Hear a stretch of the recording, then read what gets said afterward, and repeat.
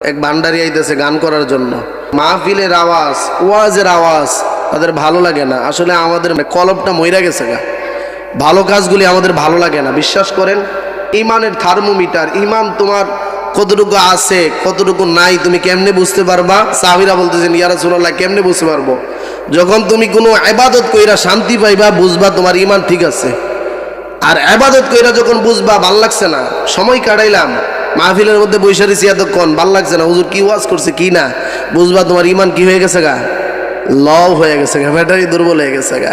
আরে বাবা রে, সাবিত কাওয়ালির গানের মধ্যে গিয়া যেমনে নাইস শুরু কইরা দেখো, আমি জানলে কি আর করতাম গুনাহ বাবা মাওলানা, নাউজুবিল্লাহ জোরে কোন শিরিকি গান। এই ফুলাফাইন গুলাই আবার এলাকার মধ্যে আয় সুন্নিরা বন্ড, যেটি বন্ড কো এডি এই গানের মধ্যে জায়গা, এই গানটার মধ্যে শিরিকে ভরা।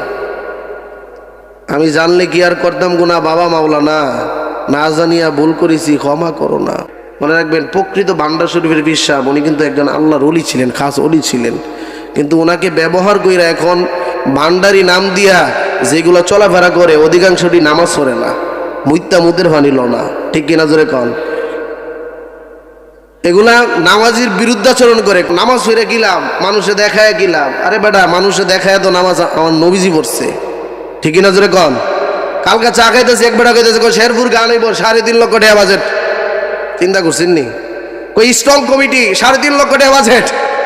তো আরেক বেটা কইতেছে, আমি একদিন গান হইন না, রাত্রে 3টা বাজে শেরপুর থেকে একলাই পড়ছি। চিন্তা করছেন কি জজবা? এই জজবা কি আল্লাহর পক্ষ থেকে আইছে না শয়তানের পক্ষ থেকে আইছে?